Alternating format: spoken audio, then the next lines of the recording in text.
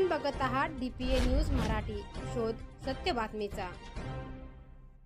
खासदार शरद पवार यांची निफाडला 13 मार्चला जाहीर सभा। शेतकऱ्यांच्या विविध प्रश्नांबाबत शेतकऱ्यांना करणार मार्गदर्शन।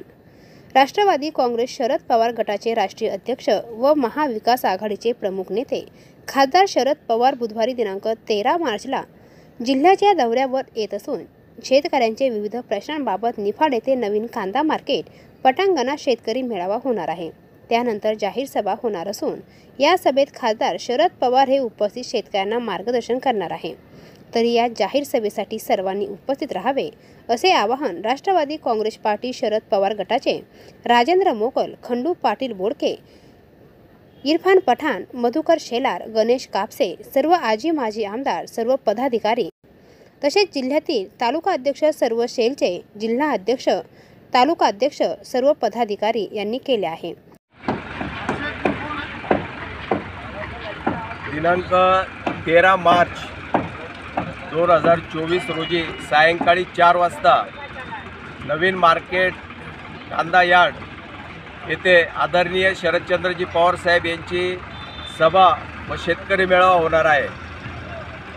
महाविकास आघाडीचे राष्ट्रवादी काँग्रेस पक्ष शरदचंद्रजी पवार, शिवसेना उद्धव बाळासाहेब ठाकरे, भारतीय राष्ट्रीय काँग्रेस, शेतकरी संघटना, वंचित आघाडी, RPIचे विविध गट या सर्वांच्या वतीने सर्व शेतकऱ्यांना, वडीलधारी मंडळींना, तरुण मित्रांना, आमच्या माता भगिनींना नम्र विनंती करतो का आपण सर्वांनी 13 तारखेला सायंकाळी 4 वाजता निफाड येथे सभेला उपस्थित राहायचं आहे।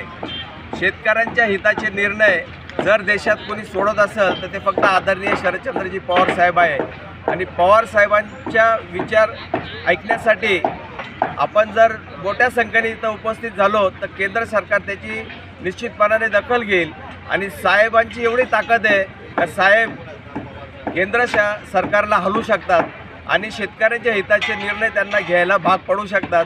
मित्रांनो, तुम्हाला कदाचित आठवत असेल तर साधारण 1980 साली असेच कांद्याचे भाव पडले होते आणि त्यावेळेला साहेबांनी शेतकऱ्यांना 100 रुपये प्रति क्विंटलने भाव दिला होता, शेतकऱ्यांना जगवलं होतं।